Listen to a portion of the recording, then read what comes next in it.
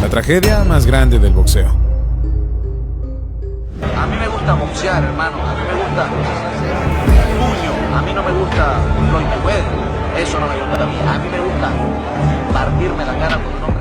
Él es Edwin Valero, un hombre con un talento que lo llevó a la cima del mundo y del boxeo, hasta que su vida terminó en una tragedia inimaginable. El venezolano dejaba un camino de destrucción en cada combate. Es más, aún tiene el récord de 18 victorias consecutivas por nocaut en el primer round, 27 combates y en todos arrasó a sus oponentes. Su talento era indiscutible y el mundo entero tenía los ojos encima de él. Tristemente, fuera del ring, Valero peleaba con demonios que nadie podía imaginar. Edwin nació y creció en los barrios más bajos y pobres de Venezuela. Su padre era un loco, por lo que se vio obligado a abandonar su casa a muy temprana edad. Fue en las calles que encontró un hogar, rodeándose con malas influencias y teniendo que delinquir para poder comer. A menudo se metía en peleas callejeras hasta que encontró un trabajo en un taller de bicicletas, donde su vida dio un giro inesperado. El dueño del taller era un exboxeador que reconoció en Valero un enorme potencial para el deporte y lo invitó a adentrarse en el mundo del boxeo. Ahí aprendió a canalizar su rabia y su energía a través del deporte y rápidamente su talento lo llevó a pelear con los mejores peleadores de su país. Cuando Valero entrenaba, parecía que tenía la energía de un caballo. Su intensidad superaba la de la mayoría de los boxeadores profesionales. Desgraciadamente, a pesar de su talento, la vida de Valero seguía sin ser fácil.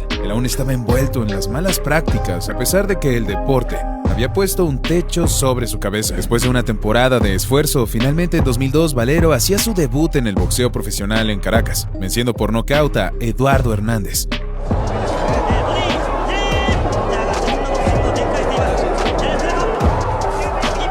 Pronto, los boxeadores venezolanos le quedaron cortos a Edwin Valero, quien los destruía a todos, apenas en el primer asalto. Rápidamente, su reputación como un peleador formidable lo llevó a dar el salto a pelear en Estados Unidos, en donde ya se hacía conocer por su estilo agresivo y frenético. Incluso, durante entrenamientos de sparring, Valero hacía temblar con sus fuertes golpes,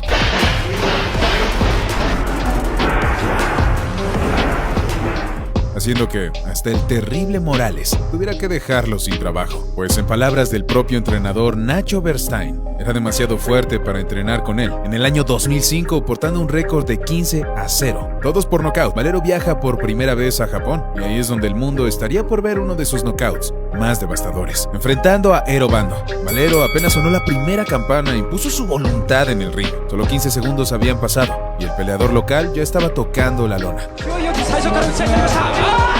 Cuando volvió a retomar el aliento, Valero reanudó el duro castigo sin dar un solo segundo de tregua a su rival. Cada golpe que intentaba lanzar el japonés traía consigo una ráfaga de golpes que no le permitía ni pensar. Esto ya no era una pelea, era una carnicería.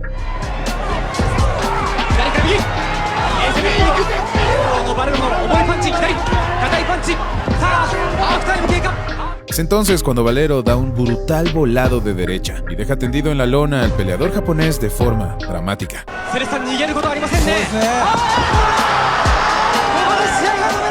Valero había demostrado que no importaba el país que pisara, él destruiría a cualquier rival que se le pusiera enfrente. Después de 2 victorias más, todas por nocaut, aún en Japón, Valero enfrenta en 2006 al boxeador mexicano Genaro Trasancos, quien había cometido el grave error de provocar a Valero burlándose de su apariencia. Trasancos empieza el round con cautela, manteniendo su distancia, pero poco sabía del infierno por el que Valero lo iba a hacer pasar. Apenas Valero encontró una entrada, desató una ráfaga de golpes encima del mexicano, que no lo dejaba separarse de las cuerdas.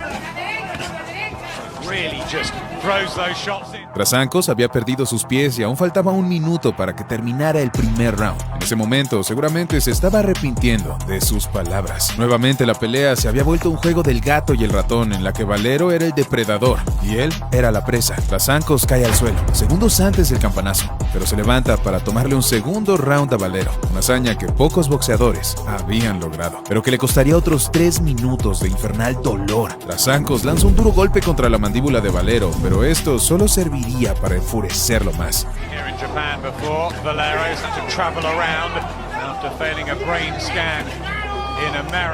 Trasancos intenta mantener su distancia, pero su cuerpo ya no puede más. A 1 minuto de sonar la campana, sus piernas se rinden.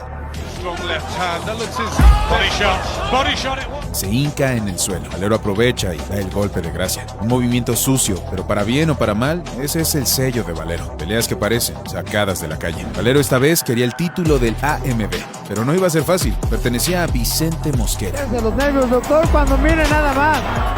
un panameño que no había perdido un solo combate en más de 6 años. Este fue un combate para la historia. Al fin Valero había encontrado un oponente que le seguía el ritmo. Sin embargo, pronto se comenzó a ver superado por la estrella emergente Valero. No debe dejarse dar esas andanadas, el loco es mejor que camine el ring, porque algunas de las peleas se las han parado. Este se convirtió en un verdadero combate de titanes. Ambos tenían la técnica y la voluntad para vencer a su oponente, pero ninguno de los dos estaba dispuesto a ceder. Y esperar el ataque.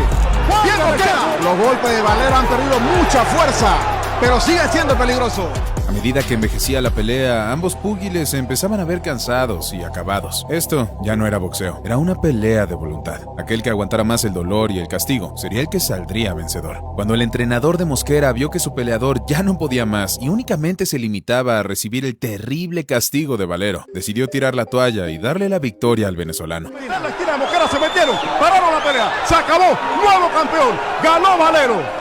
Destruyendo así la racha de victorias consecutivas del panameño y quitándole su título, todo en su propia casa. Si Mosquera se equivocó desde un principio e intentó fajarse con un hombre golpeador. La carrera de Valero iba en ascenso y ahora nos toca verlo pelear en México, en lo que trágicamente terminaría siendo la última pelea que dio este maravilloso pero atormentado boxeador. En 2010, Valero se enfrentó a Antonio de Marco. Este fue el último y más difícil combate de este peleador.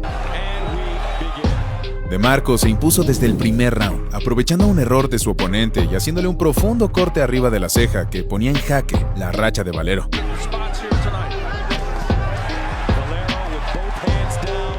Pero Valero no se dejó intimidar y a pesar de la sangre que estorbaba su visión, continuó el combate como el guerrero que era.